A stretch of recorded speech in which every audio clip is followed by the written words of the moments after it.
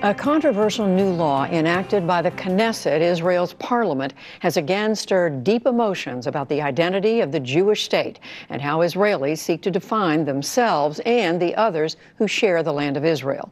Nick Schifrin's back with that. For years, Israel's rowdy politics have balanced constitutional promises to be Jewish and democratic. Today, lawmakers gave Jews the exclusive right to self-determination and passed a law that supporters called the culmination of Zionism. It was praised by Israeli Prime Minister Benjamin Netanyahu. This is a historic moment in the history of Zionism and the history of the State of Israel. We have made into law the basic principle of our existence. Israel is the national state of the Jewish people. But what Netanyahu called historic, critics called cruel. On the Knesset floor, Arab lawmakers ripped up the bill. At one point, Parliament member Jamal Zahalka was forcibly removed from the debate. Coalition leader Ayman Odeh pulled out a black flag, and as the Parliament speaker objected, Odeh called the law evil. This evil law, a black flag hovers over it. This is a law. That hovers over it. A black flag. Israel has promised the law won't impede minorities' rights, but in mixed towns like Haifa, with the Baha'i World Center up the hill, near a 100-year-old mosque, and a nearby church, opponents criticize the law for reducing Arabic to a secondary language. Kayad Balan is a shopkeeper. This new law, that this is a Jewish state and not a state for all its citizens, this is something that we are ashamed of, and we don't accept it.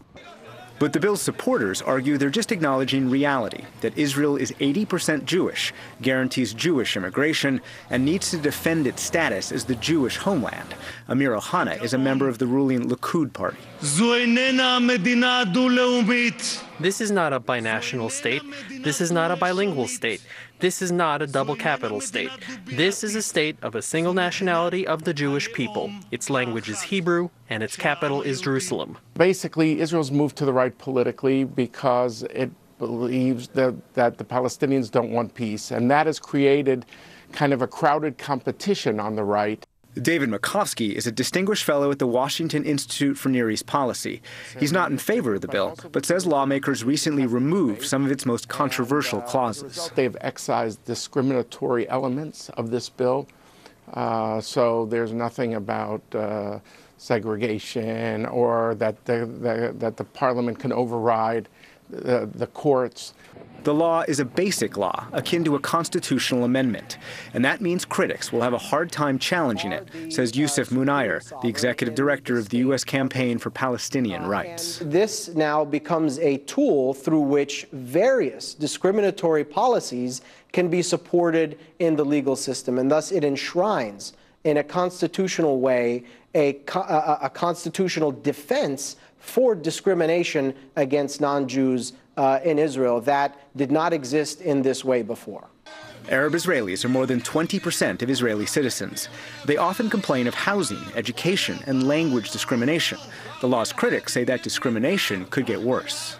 A lot of these policies have pre-existed this law. What will happen now is that they will be, of course, enshrined into law constitutionally, making legal challenges against them far more difficult, and thus embolden proponents of those laws to advance those policies in ways and in places that they have not done so before.